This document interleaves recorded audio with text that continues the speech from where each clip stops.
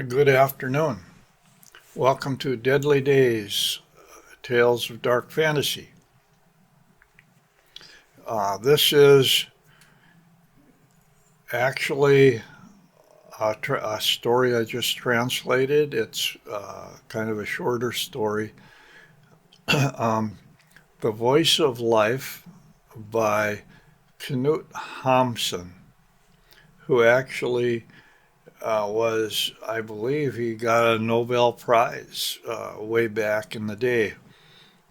Now, this story was taken from the magazine, famous magazine called Simplicissimus, from the issue number 4, which was published in 1896.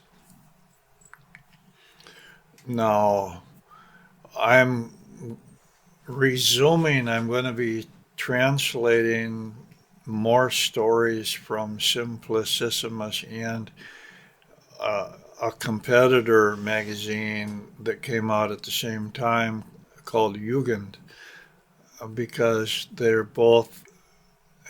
have some good stories and they have some tremendous artwork. So I'm going to be throwing those in a little bit. I apologize for not having a video out last week or a story out last week, but if you noticed, the last story I did was a little over 2 hours long, and that took up a lot of the time that I had. But anyway, we have it going today. The Voice of Life. My friend, the writer H, recounts. Along the inner harbor of Copenhagen, there is a street called Vestevold, a new and lonely boulevard. There are few houses, few lanterns, and almost no people to be seen. Even now, in the summer season, it rarely happens that someone takes a stroll there. Well, the night before last, I experienced something in this street, and I will tell you what I experienced there. I had walked up and down the sidewalk a few times when a lady approached me. There are no other people in sight. The lanterns are lit, but it is dark, and I cannot see the lady's face. She's just one of the night's common children, I thought, and walked past her. At the end of the boulevard, I turned around and walked back. The lady had also turned around, and I met her again. I thought to myself, she's waiting for someone. Let's see who she's waiting for.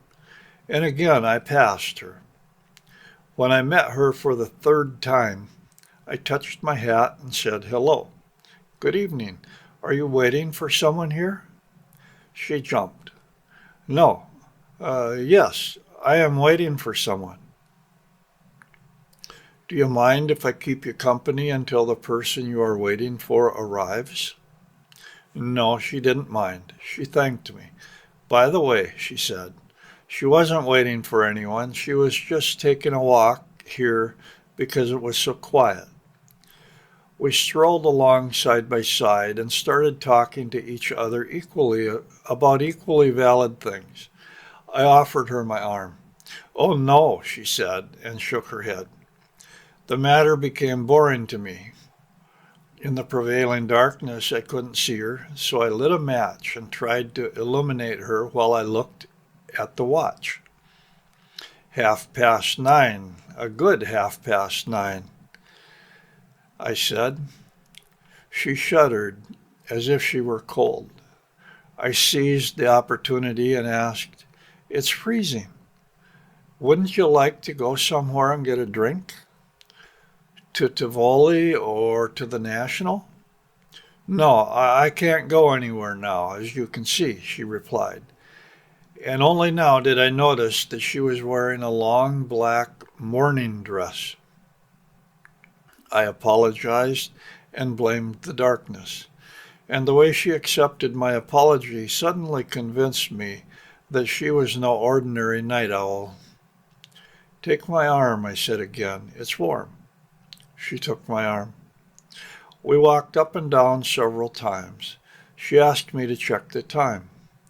It's past 10, I said. Where do you live? On Gammelkonneveg. I held her back. And may I accompany you to your doorstep? No, you can't, she replied. No, you can't. You live on Breidgade? How did you know that? I asked in surprise. I know who you are, she replied. We walked arm in arm and turned into the illuminated streets.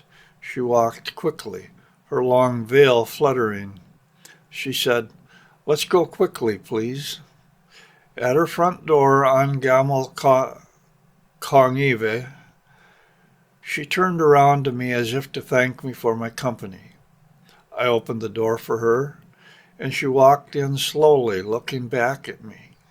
I put my shoulder lightly against the door and walked in behind her. Then she took my hand.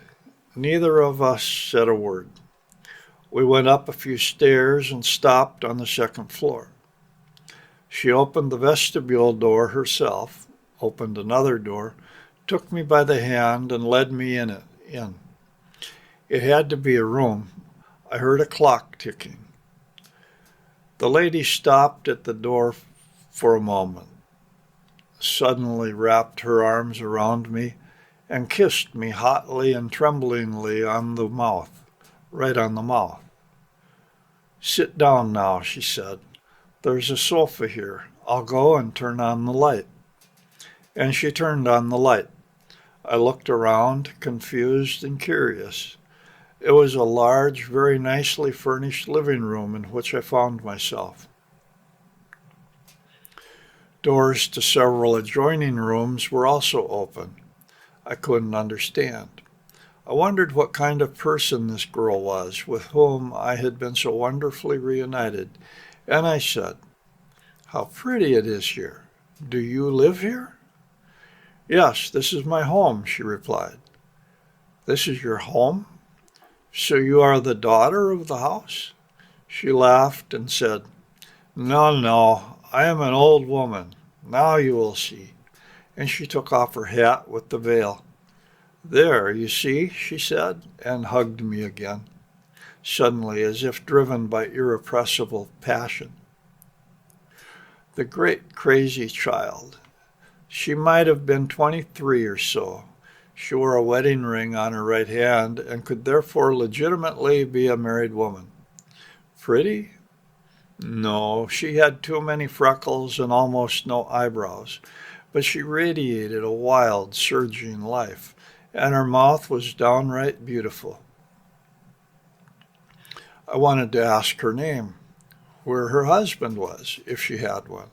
I wanted to know whose house I was in, but she snuggled up close to me as soon as I opened my mouth and forbade me to be curious.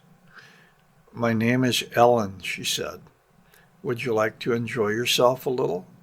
It doesn't matter. I can ring the bell very well. You just have to go into the bedroom. I went into the bedroom. The lamp from the living room cast a dim light on me. I saw 2 beds. Ellen rang the bell and asked for wine. I heard a maid bring the wine and leave. After a little while, Ellen came into the bedroom. She stopped at the door. I took a step towards her, and she let out a little scream, and at the same moment came within my reach. That was the night before last. What happened next? Just be patient. More happened. Yesterday morning, when I woke up, it was beginning to dawn.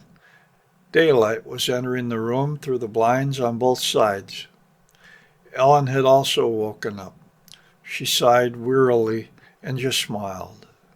Her arms were white and velvety, her breasts swelling. I whispered something to her, and she closed my mouth with hers, mute with tenderness. It dawned more and more.